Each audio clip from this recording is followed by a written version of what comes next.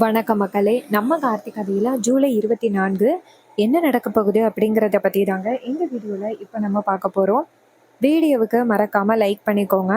நீங்கள் லைக் பண்ணுறது தான் எங்களுக்கு அடுத்தடுத்து வீடியோ போடுறதுக்கு ரொம்பவே இன்ட்ரெஸ்டிங்காக இருக்கும். ஸோ மறக்காமல் லைக் பண்ணிவிட்டு இந்த வீடியோவை தொடர்ந்து பாருங்கள்.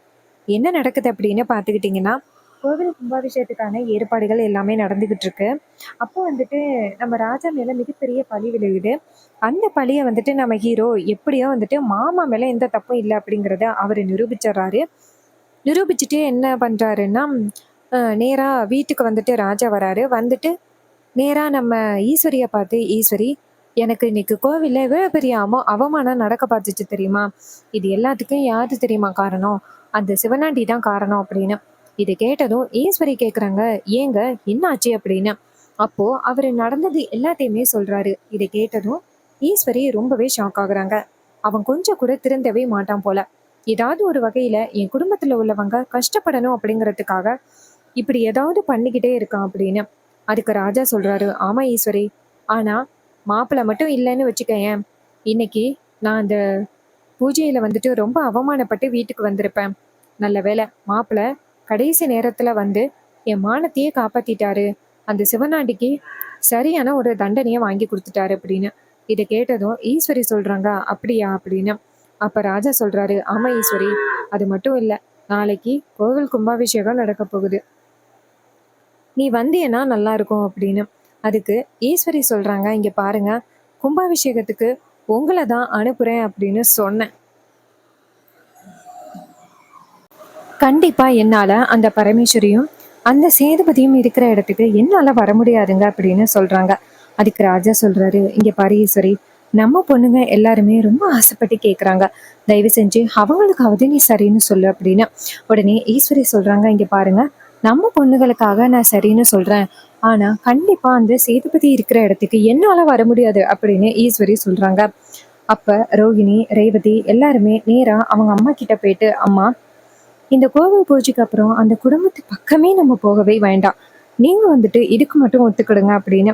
உடனே ஈஸ்வரி சொல்றாங்க, சரி ஓகே, நீங்க எல்லாரும் சொல்றீங்க அப்படிங்கிறதுக்காக அந்த கும்பாபிஷேகத்துக்கு போறதுக்கு ஒத்துக்கிறேன் அப்படின்னு. இன்னொரு பக்கம் ரேவதி ரொம்பவே சந்தோஷப்படுறாங்க. அவங்க மிகப்பெரிய மாஸ்டர் பிளான்ல இருக்காங்க. அப்ப ரேவதி என்ன பண்றாங்கன்னா, இந்த விஷயத்த பத்தி நம்ம மாமா கிட்ட உடனே தெரியப்படுத்தணும் அப்படின்னு ரேவதி நேரா ஹீரோவுக்கு ஃபோன் பண்றாங்க.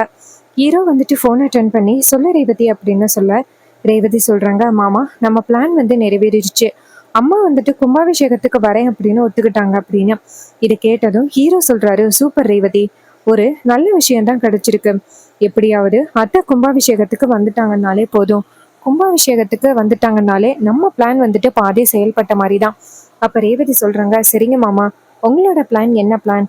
அப்ப ஹீரோ சொல்றாரு, நான் உன்கிட்ட ஏற்கனவே சொல்லிட்டேன், உன் கையில இருக்கிற தாலியை நான் உன் கழுத்துல கட்ட போறேன், அதுவும் வீட்டுல எல்லாரோட அனுமதியோட கட்ட போறேன் அப்படின்னு சொல்லியிருக்கேன். ஸோ அதே மாதிரி எல்லாரோட அனுமதியோட உன்னோட கழுத்துல நான் தாலி கட்ட போறேன். இதை கேட்டதும் ரேவதி ரொம்பவே சந்தோஷப்படுறாங்க. மாமா, இது கேட்கும் பொழுது எனக்கு ரொம்பவே சந்தோஷமா இருக்கு, நீங்க வந்துட்டு ஏத்திப்பீங்களா அப்படின்னு எனக்கே சந்தேகமா தான் இருந்துச்சு, ஆனா நீங்க இப்படி சொன்ன விஷயம் எனக்கு ரொம்பவே சந்தோஷமா இருக்கு மாமா அப்படின்னு சொன்னதும் நம்ம ஹீரோ சொல்றாரு, சரி அத்தையை மட்டும் நாளைக்கு எப்படியாவது கும்பாபிஷேகத்துக்கு வர வச்சிருங்க, அது போதும் அப்படின்னு. இதை கேட்டதும் ரேவதியும் சரிங்க மாமா அப்படின்னு சொல்லிட்டு ஃபோனை கட் பண்ணிட்டு ரொம்பவே சந்தோஷப்படுறாங்க.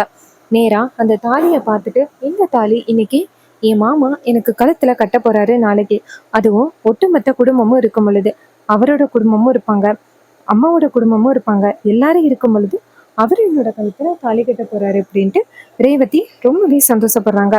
அப்போ ஹீரோ என்ன பண்றாருன்னா, நேரா வந்துட்டு பாட்டி கிட்ட போயிட்டு விஷயத்த சொல்றாங்க. பாட்டி, நாளைக்கு நான் ரொம்ப முக்கியமான ஒரு திட்டத்தை போட்டிருக்கேன் பாட்டி. அதுக்கு பாட்டி சொல்றாங்க, ஐயா பேராண்டி, நீ என்ன பண்ணாலும் கண்டிப்பா அதுல ஒரு காரணம் இருக்கும், நீ இதை எதுக்காக சொல்ற அப்படிங்கிறது இப்ப எனக்கு நல்லாவே புரியுது, நீ ஏதோ மிகப்பெரிய பிளான் பண்ணிக்கிட்டு இருக்க, அதுக்காக தானே இப்ப சொல்ற அப்படின்னு. அப்ப ஹீரோ சொல்றாரு, ஆமா பாட்டி, நான் ஒரு மிகப்பெரிய பிளான் பண்ணியிருக்கேன், ஸோ கண்டிப்பா நீங்க வந்துட்டு ஒத்துப்பீங்க அப்படின்னு நம்புறேன். அதுக்கு பாட்டி சொல்றாங்க, ஐயா பேராண்டி, நீ என்ன முடிவெடுத்தாலும் சரியா இருக்கும், அது குடும்பத்துக்கு சரியானதா தான் இருக்கும் அப்படின்னு நான் நம்புறேன்யா, நீ கவலைப்படாதயா, நீ என்ன முடிவு பண்ணாலும் அதுக்கு நாங்கள் எப்பவுமே சப்போர்ட்டா இருப்போம் அப்படின்னு.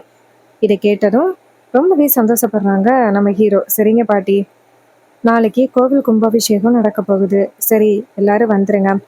பாட்டி சொல்றாங்க, சரியா, நீ கவலைப்படாத. நம்ம எல்லாருமே சேர்ந்து கும்பாபிஷேகத்தை நல்லபடியா எந்த பிரச்சனையும் இல்லாம நடத்துவோம் அப்படின்னு. ஹீரோ சொல்றாரு, பாட்டி நாளைக்கு அத்தை வேற வராங்க அப்படின்னு. பாட்டி சொல்றாங்க, சரியா, அவளும் வந்தா தானே கும்பாபிஷேகம் கும்பாபிஷேகமா இருக்கும். அவ வரலைன்னா எப்படி இந்த கும்பாபிஷேகம் நல்லா இருக்கும். சரியா, வரட்டும் அப்படின்னு. ஹீரோவும் சரிங்க பாட்டி அப்படின்னு சொல்லிட்டு மறுநாள் காலை எல்லாருமே கும்பாபிஷேகத்துக்கு கிளம்புறாங்க. அப்போ ஈஸ்வரி எல்லாரையும் பார்த்து, இங்க பாரு, எல்லாரும் நல்லா ஒரு டைம் நல்லா காதுல வாங்கிக்கோங்க. இன்னைக்கு நம்ம கும்பாபிஷேகத்துக்கு போறோம். ஆனா இன்னைக்கு எதுக்காக போறோம் அப்படின்னா, உங்க அப்பா ஒரு வாக்கை கொடுத்துருக்காரு. அந்த வாக்கை நிறைவேற்றுறதுக்காக தான் நம்ம எல்லாருமே சேர்ந்து கோவில் கும்பாபிஷேகத்துக்கு போறோம். கும்பாபிஷேகம் முடிஞ்சதும் அந்த குடும்பத்துக்கும் இந்த குடும்பத்துக்கும் எப்பவும் போல உறவு இருக்கு அப்படின்னு நீங்க யாருமே நினைக்காதீங்க. கும்பாபிஷேகம் முடிஞ்சதோட அந்த குடும்பத்துக்கும் இந்த குடும்பத்துக்கும் எந்தவித சம்மந்தமுமே இல்லை. அதை நல்லாவே ஞாபகம் வச்சுக்கோங்க அப்படின்னு. இதை கேட்டதும் ரொம்பவே அதிர்ச்சி ஆகுறாங்க நம்ம ரேவதி, ரோகிணி எல்லாருமே. ரோகிணி சொல்றாங்க, என்னம்மா பழைய விஷயங்கள் எல்லாத்தையுமே மறந்துட்டு நீங்க வந்துட்டு பாட்டியை ஏத்துக்கிட்டீங்க அப்படின்னு பார்த்தா என்னம்மா திரும்பி ஃபர்ஸ்ட்லேருந்து இப்படி சொல்றீங்க? ஈஸ்வரி சொல்றாங்க, இங்க பாருங்க, ஒரு விஷயத்த நல்லா ஞாபகத்துல வச்சுக்கோங்க. நான் என்னைக்குமே அந்த பரமேஸ்வரிய மன்னிக்கவே இல்லை. நீங்க எல்லாரும் தப்பா நினைச்சுக்கிட்டா அதுக்கு நான் பொறுப்பாக முடியாது. நான் என்னைக்குமே அவளை மன்னிச்சதே கிடையாது. அதை நல்லா ஞாபகம் வச்சுக்கோங்க அப்படின்னு. இதை கேட்டதும் ரொம்பவே அதிர்ச்சி ஆகுறாங்க நம்ம ரேவதி. அப்போ ரேவதி நினைக்கிறாங்க, அம்மா எப்பவும் திருந்துற மாதிரியே கிடையாது போல, அவங்க திருந்துறதுக்கு வாய்ப்பு இல்லை. ஸோ இது எல்லாத்துக்கும் ஒரே தேர்வு, நான் மாமாவை கல்யாணம் பண்ணிக்கணும். மாமாவை கல்யாணம் பண்ணிக்கிட்டா அம்மாவால் எதுவுமே சொல்ல முடியாது. அவங்க இந்த கல்யாணத்துக்கு ஒத்துக்கிட்டு தான் ஆகணும் அப்படின்னு ரேவதி நினைக்கிறாங்க. அப்புறமா ரேவதி சொல்றாங்க, சரிம்மா, நீங்க சொன்ன முடிவே எடுத்துக்கிறோம். நீங்க சொன்ன மாதிரியே கோவில் கும்பாபிஷேகத்துக்கு நாங்க எல்லாருமே வரோம். கும்பாபிஷேகம் முடிஞ்சதோட நாங்க எல்லாருமே வீட்டுக்கு வந்துடுறோம். அங்க உள்ள யாருக்கிட்டையுமே பேச மாட்டோம் அப்படின்னு. ஈஸ்வரியும் சரி, இதை ஒத்துக்கிட்டா சரி அப்படின்னு. அப்புறமா எல்லாருமே சேர்ந்து கும்பாபிஷேகத்துக்கு போறாங்க. அங்க போயிட்டு ரொம்பவே சந்தோஷமா எல்லாரையும் பாக்குறாங்க, பார்த்துட்டு பேசிக்கிட்டு இருக்காங்க. அதே நேரத்துல ஈஸ்வரி நினைக்கிறாங்க, இந்த கும்பாபிஷேகம் நடக்கக்கூடாது நம்ம தலைமையில அப்படின்னு நினைச்சுக்கிட்டு இருந்தோம். ஆனா இப்படி ஒரு விஷயம் நடக்கும் அப்படின்னு நம்ம கொஞ்சம் கூட எதிர்பார்க்கவே இல்லை. சரி, பரவாயில்ல, இருக்கட்டும். அவங்க எல்லாரும் கும்பாபிஷேகம் நல்லபடியா நடக்கணும் அப்படின்னு நினைக்கிறாங்க, நடக்கட்டும். நடந்து முடிஞ்சதோட நம்ம பாட்டுக்கு வீட்டுக்கு போக போறோம், அது நடக்க போகுது அப்படின்னு ஈஸ்வரி நினைக்கிறாங்க. அப்புறமா ராஜா, ஈஸ்வரி எல்லாருமே சேர்ந்து கும்பாபிஷேகத்துக்கான பூஜைகளை பார்க்குறாங்க. பூஜைகள் எல்லாமே முடிஞ்சதோட நம்ம ஈஸ்வரி நேரா எல்லாரையும் பார்த்து, இங்க பாருங்க, கும்பாபிஷேகம் தான் நல்லபடியா முடிஞ்சிருச்சு. அப்புறம் என்ன இங்க வேலை, நம்ம எல்லாரும் வீட்டுக்கு கிளம்பலாம் அப்படின்னு சொல்றாங்க. அப்போ ஹீரோ அந்த இடத்துக்கு வராரு. ஹீரோவை பார்த்ததும் நம்ம ஈஸ்வரி சொல்றாங்க, இங்க பாரு, நான் கொடுத்த வாக்குப்படி என் புருஷனை கும்பாபிஷேகத்துக்கு அனுப்பிட்டேன். கும்பாபிஷேகமும் எந்தவித பிரச்சனையும் இல்லாம நடந்து முடிஞ்சிருச்சு. அவ்வளோதான். இனிமே என்கிட்ட நீ எந்த கோரிக்கையும் வைக்கக்கூடாது அப்படின்னு. அப்ப ஹீரோ சொல்றாரு, அத்தை, எங்க கும்பாபிஷேகத்துக்கு மாமாவை அனுப்புனது எனக்கு ரொம்ப பெரிய சந்தோஷமா இருக்கு. இது எனக்கு நீங்க கொடுத்த மிகப்பெரிய வாய்ப்பு. ஸோ எனக்கு ரொம்ப சந்தோஷமா இருக்கு. இனிமே எந்த பிரச்சனையும் இல்லை அப்படின்னு சொல்ல, இது கேட்டதும் ரொம்பவே அதிர்ச்சி ஆக்குறாங்க ஈஸ்வரி. என்னடா இது, இவன் இப்படி சொல்றானே அப்படின்னு. அப்ப ஹீரோ நேரா ரேவதியை பார்த்து, வா ரேவதி அப்படின்னு சொல்ல, ஈஸ்வரி ஹீரோவை பார்த்து, இப்ப எதுக்கு நீ ரேவதியை கூப்பிடுற அப்படின்னு கேக்குறாங்க. அப்ப ஹீரோ சொல்றாரு, அத்தை, எல்லாமே ரொம்பவே முக்கியமான விஷயமா தான் நான் ரேவதியை கூப்பிடுறேன், வா ரேவதி அப்படின்னு. அப்போ ரேவதி அந்த இடத்துல வந்து நிக்கிறாங்க. ஹீரோ ரேவதி கிட்ட, நான் கொடுத்த தாலி எங்க அப்படின்னு சொல்லி கேட்க, ரேவதி கையிலேருந்து தாலி எடுக்கிறாங்க. தாலியை பார்த்ததும் ரொம்பவே அதிர்ச்சி ஆகுறாங்க நம்ம ரேவதி. ஈஸ்வரி ஈஸ்வரி சொல்றாங்க, இந்த தாலி எப்படி உன் கைக்கு வந்துச்சு அப்படின்னு கேட்க, அதுக்கு ரேவதி சொல்றாங்க, அம்மா, இந்த தாலி எனக்கு மாமா கொடுத்த தாலி. இவரு என் கழுத்துல கட்டணும் அப்படிங்கிறதுக்காக கொடுத்த தாலி. ஈஸ்வரி சொல்றாங்க, ஏய், என்னடி பேசுற, உனக்கும் இவனுக்கும் என்ன சம்பந்தம் அப்படின்னு சொல்லி கேட்க, அதுக்கு ரேவதி சொல்றாங்க, அம்மா, எனக்கும் இவருக்கும் என்ன சம்பந்தம் அப்படின்னு உங்களுக்கு தெரியாதா? எனக்கும் இவருக்கும் கல்யாணம் ஆகிட்டு நானும் இவரும் கல்யாணம் பண்ணிக்கிட்டோம்னு உங்களுக்கு தெரியும்ல. எங்க ரெண்டு பேரையும் நீங்க பிரிக்கணும் அப்படிங்கிறதுக்காக இப்படி பேசிக்கிட்டு இருக்கீங்க. இவருடைய ஞாபகங்கள் எனக்கு இல்லை அப்படிங்கிறதுக்காக நீங்க என்ன பண்ண பார்த்தீங்க? என்னை எவனோ ஒருத்தனுக்கு கல்யாணம் பண்ணி வைக்க பார்த்தீங்கல்ல. இப்போ இவர் தான் என்னோட புருஷன் அப்படிங்கிறது எல்லாமே எனக்கு தெரிஞ்சு போச்சு. ஸோ இதுக்கப்புறம் இவரை என்கிட்டேருந்து உங்களால பிரிக்க முடியுமா? கண்டிப்பா என்கிட்டேருந்து இவரை உங்களால பிரிக்கவே முடியாது அப்படின்னு சொன்னதும் ரொம்பவே அதிர்ச்சி ஆகுறாங்க ஈஸ்வரி. ரேவதிக்கு எந்த உண்மையும் தெரியாது அப்படின்னு நினைச்சுக்கிட்டு இருந்த ஈஸ்வரிக்கு மிகப்பெரிய ஷாக் தான் கிடைச்சிச்சு.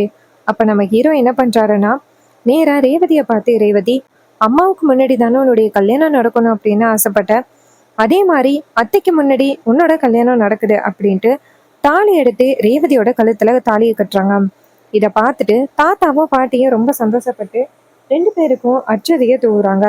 ஈஸ்வரி இதை பார்த்துட்டு ரொம்பவே ஷாக் ஆகுறாங்க. ஈஸ்வரி கோவமா கத்துறாங்க, ஏ துரோகி அப்படின்னு. அப்ப ஹீரோ சொல்றாரு, இங்க பாருங்கத்த, ரேவதிக்கு பழைய விஷயங்கள் ஞாபகம் இல்லை அப்படின்னு தெரிஞ்சு அவளை வேற யாருக்கோ கல்யாணம் பண்ணி வைக்கிறதுக்கு முயற்சி பண்ணீங்களே, நீங்க தான் மிகப்பெரிய துரோகி அப்படின்னு. இதை கேட்டதும் ரொம்பவே அதிர்ச்சி ஆகுறாங்க ஈஸ்வரி. நம்ம எப்படியாவது இந்த கல்யாணத்தை நிப்பாட்டி நம்ம இஷ்டத்துக்கு அவளை வேற யாருக்காவது கல்யாணம் பண்ணி வைக்கலாம் அப்படின்னு பார்த்தா நமக்கு இவ்வளவு பெரிய பிரச்சனையை கொடுத்துட்டானே இவன், இப்படி ஒரு பிரச்சனையை கொடுப்பான் அப்படின்னு நான் கொஞ்சம் கூட எதிர்பார்க்கவே இல்லை அப்படின்னு ஈஸ்வரி ரொம்பவே ஷாக் ஆகுறாங்க. அப்போ ஹீரோ வந்துட்டு ரேவதியோட கழுத்துல தாலி கட்டிட்டு, இனிமே உன்னையும் என்னையும் யாராலையும் பிரிக்கவே முடியாது அப்படின்னு சொல்லிட்டு நேரா ஈஸ்வரியை பார்த்து பேச, ஈஸ்வரி சொல்றாங்க, இங்க பாரு, கும்பாபிஷேகத்துக்கு வந்தா ரேவதியை கல்யாணம் பண்ணிக்க மாட்டேன் அப்படின்னு நீ எனக்கு வாக்கு கொடுத்த, ஆனா இப்ப நீ என்ன காரியம் பண்ணியிருக்க அப்படின்னு. இதை கேட்டதும் ரேவதி சொல்றாங்க, இங்க பாருமா, நீங்க பண்ணது சரியா? எனக்கு பழைய விஷயங்கள் ஞாபகம் இல்லை அப்படிங்கிறதுக்காக எவனோ ஒருத்தனுக்கு என்னை கல்யாணம் பண்ணி வைக்க பார்த்தீங்களே, அது சரியா அப்படின்னு. ஈஸ்வரி சொல்றாங்க, இங்க பாரு ரேவதி, அப்போ நீயும் தான் எனக்கு சேர்ந்து துரோகம் பண்ணியிருக்கியா?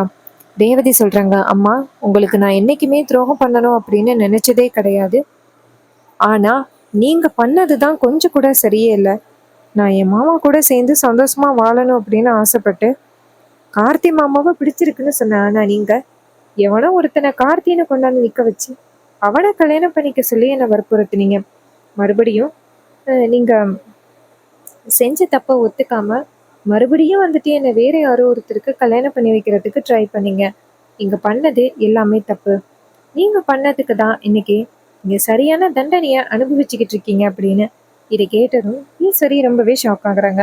ஹீரோ சொல்றாரு, ரேவதி, இதுக்கப்புறமா அத்தை கிட்ட பேசி எந்தவித பிரயோஜனமும் இல்லை. அத்தை கிட்ட என்னதான் சொன்னாலும் அவங்க கேட்க மாட்டாங்க.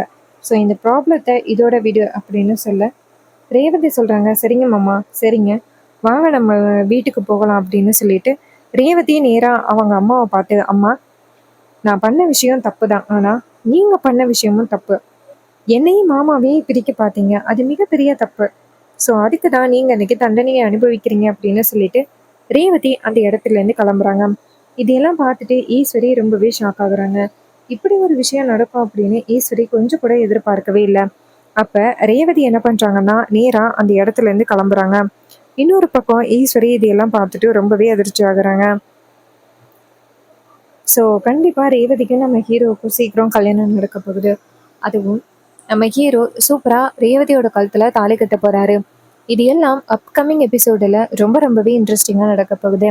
ஸோ இதே மாதிரி இனிமே அப்டேட்ஸ் வேணும் அப்படின்னு நினச்சிங்கன்னா நம்ம சேனலை மறக்காமல் சப்ஸ்கிரைப் பண்ணிவிட்டு பக்கத்தில் உள்ள பெல்லைக்கானையும் கிளிக் பண்ணி ஆல்னு செட் பண்ணிக்கோங்க. அப்போ தாங்க அடுத்தடுத்து வீடியோஸ் போடும் பொழுது உங்களுக்கு நோட்டிஃபிகேஷன் வரும், பார்க்கலாம். ஸோ நம்ம வந்துட்டு அதிகமாக நேச்சர் சம்மந்தமான வீடியோஸ் தான் அங்கே வந்து நிறைய ஷேர் பண்ணிக்கிட்டு இருக்கோம். உங்களுக்கு நேச்சர் சம்மந்தமான வீடியோஸ் ரொம்ப பிடிக்கும் அப்படின்னா நம்மளோட சேனலை சப்ஸ்கிரைப் பண்ணி தொடர்ந்து வாட்ச் பண்ணுங்கள். இதே மாதிரி நம்ம வேறு ஏதாவது ஒரு கதையில் பார்ப்போம். தேங்க்யூ ஃபார் வாட்சிங். See you on next video.